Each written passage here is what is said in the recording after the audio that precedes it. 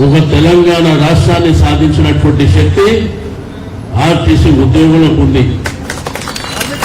ఈ విషయాన్ని ప్రభుత్వం మర్చిపోకూడదని చెప్పి నేను ఈ సందర్భంగా హెచ్చరిక చేస్తున్నా. అవసరం అనుకుంటే మీ పీఠాన్ని కూడా కదిలించేటువంటి శక్తి ఆర్టీసీ ఉద్యోగులకు ఉంటుందని చెప్పి నేను ఈ సందర్భంగా తెలియజేస్తా ఉన్నా. ఆ రోజు కేసీఆర్ గారి నాయకత్వంలో వచ్చినటువంటి తెలంగాణ రాష్ట్రాన్ని అద్భుతంగా అభివృద్ధి చేయాలి, సంక్షేమం చేయాలి, మన ఉద్యోగులను కాపాడుకోవాలనేటువంటి ఏకైక సంకల్పంతో ఆ రోజు 2014 ముందు వచ్చేటువంటి ఆర్టీసీ జీతాలు మరి దగ్గర 21 నుంచి 30% పెంచినటువంటి చరిత్ర కేసీఆర్ గారి నాయకత్వంలో ఉంది. ఆ రోజు మీ ఆవేదన, మీ బాధ, ఈ ఆర్టీసీకి ప్రభుత్వం ప్రతి సంవత్సరం 1000 కోట్ల రూపాయలు మరి ప్రభుత్వ పరంగా సపోర్ట్ చేసుకొని పైన ఇబ్బందులు వస్తున్నాయని మీ అందరినీ ప్రభుత్వంలో విలీనం చేయాలని చెప్పి కేబినెట్ నిర్ణయం చేసి ఆ రోజు గవర్నర్ గారికి పంపించింది. ఆ రోజే మన ఆర్టీసీ కార్మికులు సంతోషపడ్డారు.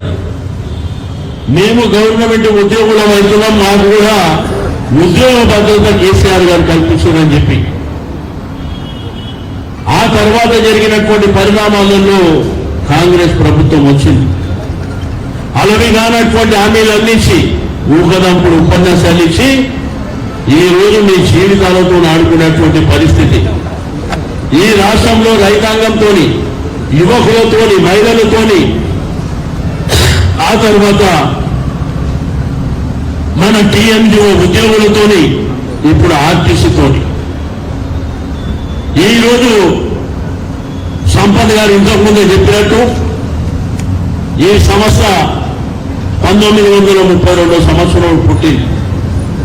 రమారమి 90 సంవత్సరాలు అవుతుంది ఈ సంస్థ ఏర్పాటై.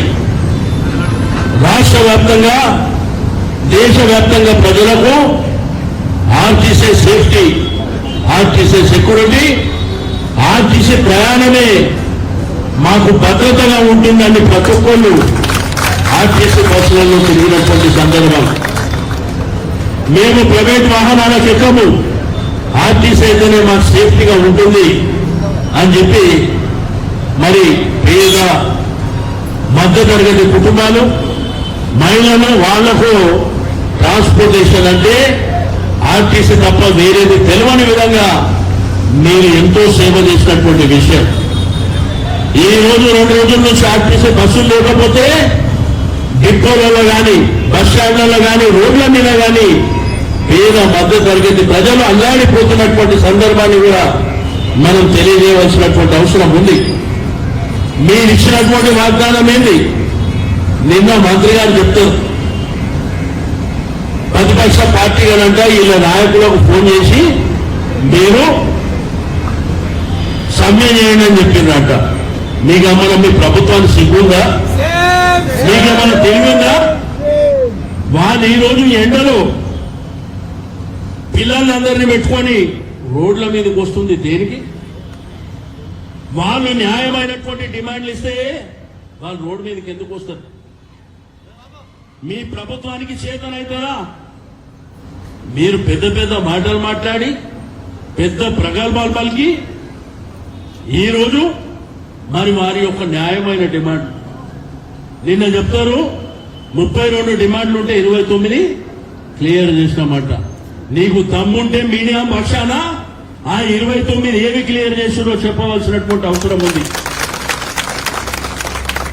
మీ ఆర్టీసీ ఎంపీ గారు వార్నింగ్ ఇస్తుండు, మీరు ఉద్యోగాలకు రాకపోతే మీ మీద యాక్షన్ తీసుకుంటామని. ఫస్ట్ నీ ఉద్యోగం చూసుకో జాగ్రత్తగా, రాబోయేది మా ప్రభుత్వమే కాబట్టి గుర్తుంచుకోవాల్సినటువంటి అవసరం ఉంది. వాళ్ళని ఆర్టీసీ కార్మికులని గవర్నమెంట్ లో విలీనం చేయడానికి ఒక పెద్ద మనసుతోని కేసీఆర్ గారు ఆ నిర్ణయం తీసుకుంటారు. ఈ రోజు మహిళలకు భద్రత లేదు. మహిళా ఆర్టీసీ కార్మికులకు వాళ్ళు వచ్చేటువంటి అలవెన్స్ వస్తలేవు, వాళ్ళ బెనిఫిట్స్ వస్తలేవు.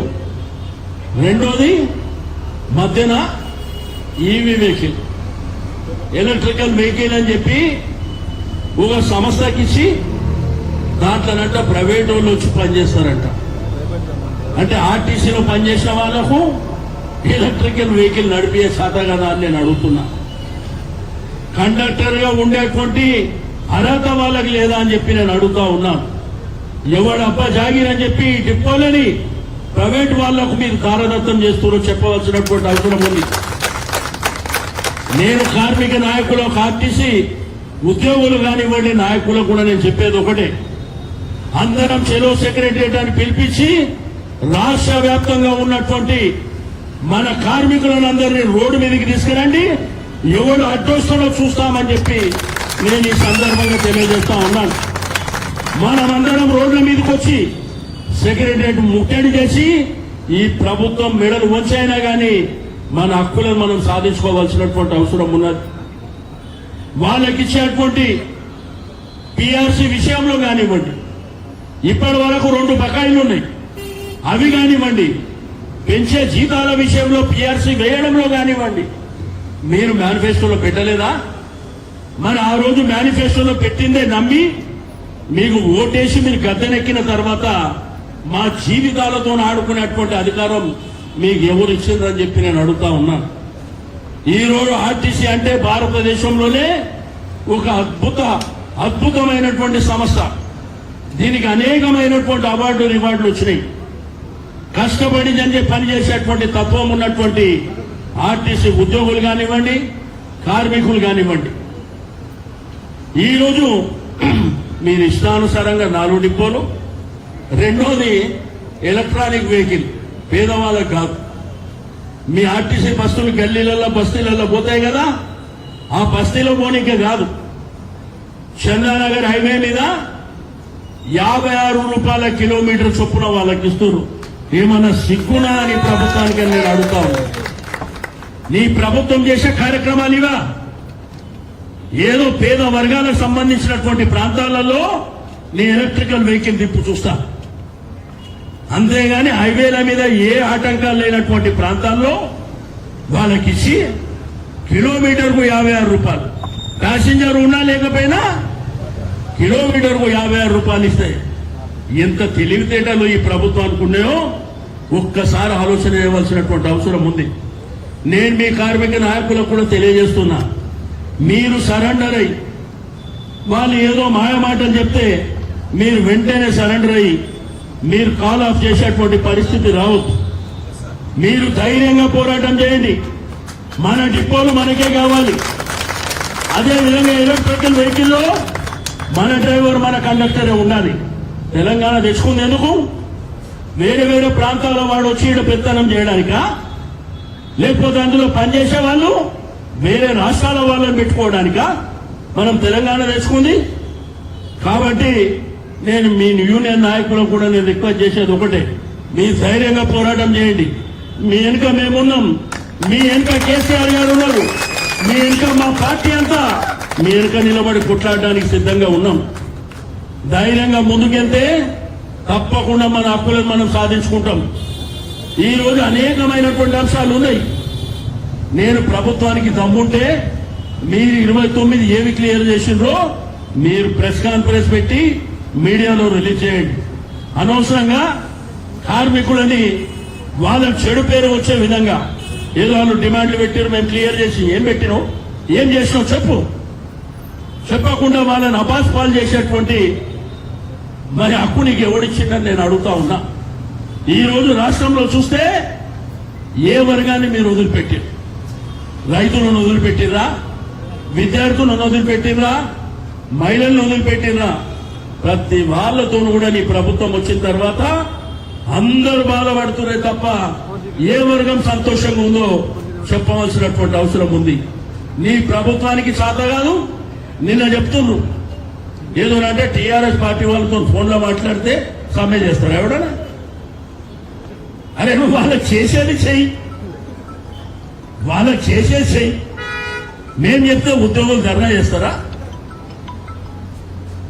కాబట్టి ఒక్కడు గుర్తుంచుకోవాల్సినటువంటి అవసరం ఉంది. ఆ రోజు కేసీఆర్ గారు పెద్ద మనసు చేశాడు. ఆయన చెప్పాడు కేబినెట్ లో, మన ఉద్యోగస్తుల తర్వాత ఆర్టీసీ కార్మికులే మన కోసం బలంగా నిలబడ్డటువంటి బిడ్డలని చెప్పి ఆ రోజు కేసీఆర్ గారు చెప్పారు. వాళ్ళకి ఎంత చేసినా తక్కువనే అని ఆ రోజు కేసీఆర్ గారు చెప్పారు. కానీ ఈ రోజు మిమ్మల్ని ఏమడుగుతున్నారు? ఇదే ఉద్యోగులు, ఇదే కార్మికులు, ఇదే మహిళలు ఏమడుగుతున్నారు మిమ్మల్ని? మీరు మేనిఫెస్టోలో పెట్టి ఆ రోజు మేము ఇంప్లిమెంట్ చేస్తామని వాళ్లకు మీరు చెప్పినటువంటి అంశాలని అడుగుతున్నారు. ఆ రోజు చెప్పినవా? నువ్వు డిపోలు ప్రైవేట్ వానికి ఇస్తామని చెప్పినవా? కొత్త బస్సులు ఎందుకు కొంటలేవు? ఈ రోజు ప్రభుత్వం ఆర్టీసీ బస్సులను కొనాలి, ఎందుకు కొంటలేవు? అంటే ప్రైవేటు వాళ్లకు మొత్తం దారదత్తం చేయాలనేటువంటి మీరు నిశ్చయించుకొని ఈ రోజు మెల్లగా ఇదే రాణిగంజ్ బస్ డిపోలో దగ్గర 2500 3000 మంది పనిచేస్తుంటే ఒకప్పుడు. ఈ రోజు 500 మంది కూడా లేరు. నువ్వు మెల్లమెల్లగా వాళ్ళని తప్పించేటువంటి ప్రయత్నం చేస్తున్నావు. కాబట్టి నేను ఈ ప్రభుత్వానికి హెచ్చరిక చేస్తున్నా, మీ కేబినెట్ తర్వాత వీళ్ళని చర్చలకు వెంటనే పిలవండి. ఆ చర్చల్లో మీరు మేనిఫెస్టోలో అమలు చేసి మేనిఫెస్టోలో ఇచ్చినటువంటి హామీలు కానీ వాళ్ళకు ఉన్నటువంటి ప్రధానమైనటువంటి డిమాండ్లు కానీ మీరు వాళ్ళతో చర్చల ద్వారా మీరు పరిష్కారం చేయండి. నేను మీ యూనియన్ నాయకులకు కూడా చెప్తున్నా, ఏదైతే ఇక్కడ మీరు ఈ డిపోలలో కానివ్వండి, రోడ్ల మీద కానివ్వండి, బస్సుల్లో పనిచేస్తున్నటువంటి మీ న్యాయమైనటువంటి డిమాండ్లు ప్రభుత్వం ఒప్పుకుంటేనే తప్ప మీరు విరమణకోండి. అంతేగాని మీ నాయకులు కూడా పోయి ఏదో 4-5 అంశాలు మాట్లాడుకొని మళ్ళీ వెనక్కి వస్తే అసలే ప్రమాదం జరిగేటువంటి అవకాశం ఉంది. అది మీరు గుర్తుపెట్టుకోవాలని చెప్పి నేను సందర్భంగా తెలియజేస్తా ఉన్నా. కాబట్టి మీ యొక్క ఈ సమ్మెకు మా పార్టీ పక్షాన సంపూర్ణమైనటువంటి మద్దతు మీకు ఉంటుంది. మీరు ఏడి వరకు కొట్లాడితే ఆడి వరకు మేము రావడానికి సిద్ధంగా ఉన్నాం. మీరు అవసరం అనుకుని సెక్రటరియట్ ముట్టడి చేస్తామంటే కూడా దాంట్లో ఫ్రంట్ లైన్ లో మేమే ఉండి మీకు అన్ని విధాలుగా సపోర్ట్ చేస్తామని చెప్పి నేను ఈ సందర్భంగా తెలియజేస్తా ఉన్నాను. ఎందుకంటే మీ న్యాయమైన కోరికలు 96 సంవత్సరాలు అవుతుంది ఈ వ్యవస్థ ఏర్పాటై, 92 సంవత్సరాలు అవుతుంది. ఈ యొక్క వ్యవస్థ ద్వారానే పేదలకు కానీ, మధ్యతరగతి కుటుంబాలకు కానీ, ప్రయాణికులకు కానీ ఎన్నో విశేషమైనటువంటి సేవలు అందించినటువంటి సంస్థ.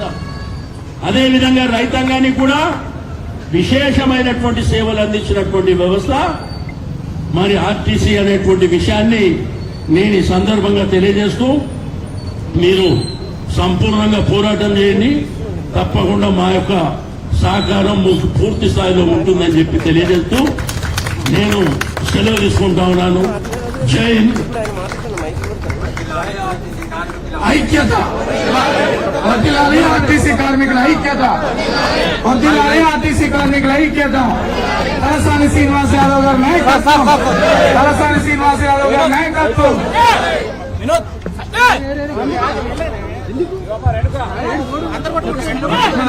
తీసుకో వినోద్.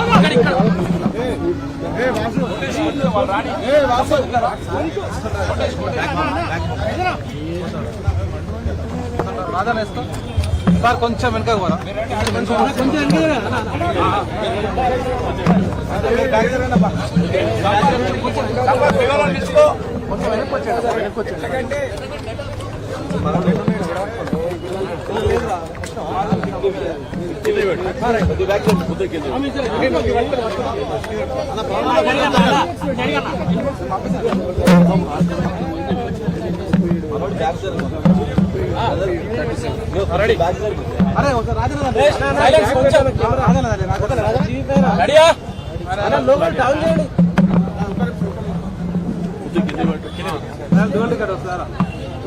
ఈరోజు ఆర్టీసీ రాష్ట్ర వ్యాప్తంగా 43,000 మంది ఉద్యోగాలు, కార్మికులు. కొంతమంది రిటైర్ అయిన తర్వాత 37,000 మంది వరకు ఈ ట్రాన్స్పోర్ట్ అంటే ఆర్టీసీ అనేది దగ్గర 92-94 సంవత్సరాల నుంచి ప్రజలకు, పేద వర్గాలకు, రైతులకు విశేషమైనటువంటి సేవలు అందిస్తున్నటువంటి వ్యవస్థ. తెలంగాణ ఉద్యమంలో తెలంగాణ రాష్ట్ర సాధన కోసం కేసీఆర్ గారి పిలుపు మేరకు పరిగీసి నిలబడింది కూడా ఆర్టీసీ ఉద్యోగులు, కార్మికులు. అంటే ఆ రోజు ఒక తెలంగాణ రాష్ట్రాన్ని సాధించడంలో ఉద్యోగస్తుల తర్వాత కీలక భూమిక పోషించింది కూడా ఆర్టీసీ. ఈరోజు ఆర్టీసీకి రాష్ట్ర వ్యాప్తంగా డిపోలు కానివ్వండి, రెండోది డ్రైవర్లు, మరి కండక్టర్లు కానివ్వండి, టెక్నికల్ స్టాఫ్ కానివ్వండి, డిపోలలో పనిచేసే వాళ్ళు కానివ్వండి, మరి ఇది ఒక వ్యవస్థ కింద ఉండడమే కాకుండా ఆ రోజు కేసీఆర్ గారి నాయకత్వంలో క్యాబినెట్లో ఒక నిర్ణయం తీసుకొని వీళ్ళకు ఉద్యోగ భద్రత ఇవ్వాలి, ఆర్టీసీ మరి నష్టాల్లో నడుస్తున్నటువంటి సంస్థ అని ప్రతి సంవత్సరం 1000 కోట్ల రూపాయలు ఇచ్చి ఆర్టీసీని ముందుకు తీసుకెళ్లడం జరిగింది. ఆ తర్వాత ప్రభుత్వంలో విలీనం చేసి వీళ్ళని ప్రభుత్వ ఉద్యోగులుగా ట్రీట్ చేయాలని ఆ రోజు క్యాబినెట్ నిర్ణయం చేసి ఆ తర్వాత మరి ప్రభుత్వం గవర్నర్ గారికి పంపించడం జరిగింది. ఈ ప్రభుత్వం వచ్చిన తర్వాత ఎలక్షన్లలో మేనిఫెస్టోలో వీళ్ళకి అనేకమైనటువంటి అలవిగానటువంటి హామీలన్నీ ఇచ్చి ఈరోజు వాళ్ళ ఉద్యోగ భద్రత విషయంలో విలీనం చేయాలనే ప్రధానమైనటువంటి ఆల్రెడీ గత ప్రభుత్వమే క్యాబినెట్లో క్లియర్ చేసింది, ఇంప్లిమెంట్ చేయమంటే ఇంప్లిమెంట్ చేయనిక శాత కాదు. రెండోది వాళ్ళ ఉద్యోగాల జీతాలు పెంచాలంటే అది శాత కాదు. రెండోది డిపోలు ప్రైవేట్ వాళ్ళకి ఇస్తుంది. 4 డిపోలను ఇప్పటికే ప్రైవేట్ వాళ్ళకి ఇచ్చేది. అంటే ఆర్టీసీ ఆస్తిని ప్రైవేట్ వాళ్ళకి ఇచ్చేటువంటిది ఎవడబ్బ జాగిరని చెప్పి మీరు చేస్తుంది. రెండోది ఎలక్ట్రికల్ వెహికల్ అనేది మా ఆర్టీసీ ఉద్యోగులకు, ఆర్టీసీ డ్రైవర్లకు నడిపేరాదా? కండక్టర్గా పనిచేయనికే రాదా? తెలంగాణ రాష్ట్రం సాధించుకుంది వేరే వాళ్ళకి డిపోలు ఇవ్వడానికి, వేరే రాష్ట్రాలలో వాళ్ళకు ఉద్యోగాలు ఇవ్వడానిక. కాబట్టి ఇవన్నీ వాళ్ళ న్యాయమైనటువంటి కోరికలు. నిన్న మంత్రి గారు చెప్పారు 32 డిమాండ్లు ఉంటే 29 కంప్లీట్ చేసినాం, ఇంకా 3 చేయాలని చెప్పిండు. అంటే ఆ 29 ఏందో తెలియాలి. ఏవి క్లియర్ చేసిండ్రో మీరు ఈరోజు ప్రెస్ కాన్ఫరెన్స్ పెట్టి చెప్పండి. ఈరోజు ఎలక్ట్రికల్ వెహికల్ కూడా బస్తీలలో కాదు, ఏదో హైవే రోడ్ల మీద ఉంటుంది కదా, అటువంటి రోడ్ల మీద 56 రూపాయలు ప్యాసింజర్ లేకుండా ఏం లేకుండా కిలోమీటర్కు 56 రూపాయలు ఇచ్చి చేయమని ఎవడు చెప్పిండు మీకు? ఏమనంటే పొల్యూషన్ పేరుతోని, అంటే 94 సంవత్సరాల నుంచి లేని పొల్యూషన్ ఇప్పుడే వచ్చిందా? కాబట్టి వెంటనే ఎలక్ట్రికల్ వెహికల్లో కూడా ఆర్టీసీలో పనిచేసేటువంటి ఉద్యోగస్తులు, కార్మికులే ఉండాలి, ప్రైవేట్ వ్యక్తులకు అలౌ చేయడానికి లేదు అని చెప్పి నేను ప్రధానంగా డిమాండ్ చేస్తున్నాను. మా పార్టీ మరి సంపూర్ణమైనటువంటి మద్దతు ఇక్కడ ఆర్టీసీ కార్మికులకు తెలియజేస్తుంది. వాళ్ళు పరిగీసి ఎక్కడి వరకు కొట్లాడితే మేము అక్కడ వరకు కొట్లాడడానికి సిద్ధంగా ఉన్నాం. తప్పకుండా ఈ ప్రభుత్వం దిగి వచ్చి వాళ్ళ న్యాయమైనటువంటి, అంతేగాని బెదిరింపు ధోరణితో నీ ఉద్యోగం పోతుందని, లేకపోతే నీ మీద యాక్షన్ తీసుకుంటే ఇటువంటివి చూస్తే మేమే 2.5 సంవత్సరాల తర్వాత మేమే వస్తున్నాం. కొంత జాగ్రత్తగా ఉండవలసినటువంటి అవసరం ఉన్నదని నేను చెప్తా ఉన్నాను. వాళ్ళకి ఇచ్చిన హామీలే కదా, వాళ్ళు అడుగుతుంది ఏమన్నా కొంతమ్మ కోరికలు కాదు. మీరు ఇచ్చినటువంటి హామీలనే వెంటనే అమలు చేయాలని చెప్పి మా ప్రధానమైనటువంటి డిమాండ్. రెండోది మా మహిళా సోదరుమణులు ఉన్నారు. మహిళా సోదరుమణుల వాళ్ళకు కూడా అనేకమైనటువంటి ఇష్యూస్ ఉన్నాయి. ఆ ఇష్యూస్ను కూడా వెంటనే సాల్వ్ చేయవలసినటువంటి అవసరం ఉన్నది. ఇప్పటికే పిఆర్సీలో 2 పెండింగ్ పెట్టారు ఇప్పటి వరకు. ఆ ఫిట్మెంట్ విషయంలో ఆ రోజు కేసీఆర్ గారు పెద్ద మనసుతోని 21% నుంచి 30% వరకు జీతాలు పెంచింది. కానీ ఈ ప్రభుత్వం వచ్చిన తర్వాత దానికంటే ఎక్కువ చేస్తామని చెప్పినటువంటి వాళ్ళు ఈ రోజు వీళ్ళని రోడ్ల పాలు చేసి వాళ్ళ కుటుంబాలని, వాళ్ళ పిల్లల్ని, అంటే వీళ్ళు పనిచేసేది 37,000 మంది అయినా కానీ వీళ్ళ కుటుంబాలతో కలిపితే 2.5-3 లక్షల మంది ఉంటారు. కాబట్టి ఇప్పటికైనా కానీ ప్రభుత్వం దిగొచ్చి వాళ్ళ న్యాయమైనటువంటి కోరికలని వెంటనే పరిష్కారం చేయండి. ఇదేంటంటే ఏదో ప్రతిపక్ష పార్టీలో మేమేదో ఇంకోటే కాదు, నీ ప్రభుత్వం బాధ్యత. ఈరోజు క్యాబినెట్ ఉంది, క్యాబినెట్ అయిన తర్వాత వెంటనే చర్చలు జరిపి వాళ్ళ న్యాయమైనటువంటి కోరికలు మీరు ఇంప్లిమెంట్ చేయవలసినటువంటి అవసరం ఉంది. లేకపోతే ఈ పోరాటం తుది వరకు ఆగదు. అల్టిమేట్ గా సెక్రటరియట్ ముట్టడి చేస్తాం. ఈ ప్రభుత్వాన్ని మెడలు ఉంచైనా కానీ ఆర్టీసీ హక్కుల సాధన కోసం మేము పాటుపడతామని చెప్పి తెలియదు.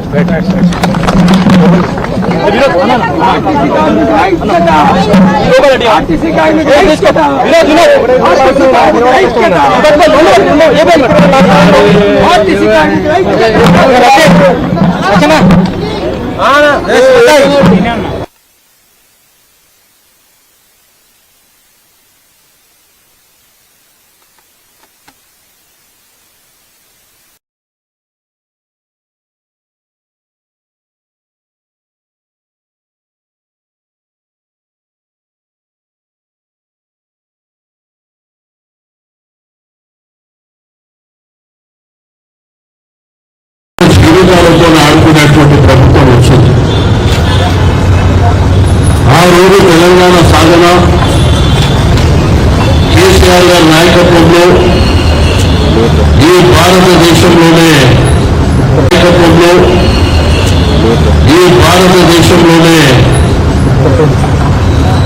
ఒక ఉజ్వలమైనటువంటి ఉద్యమాన్ని సాధించి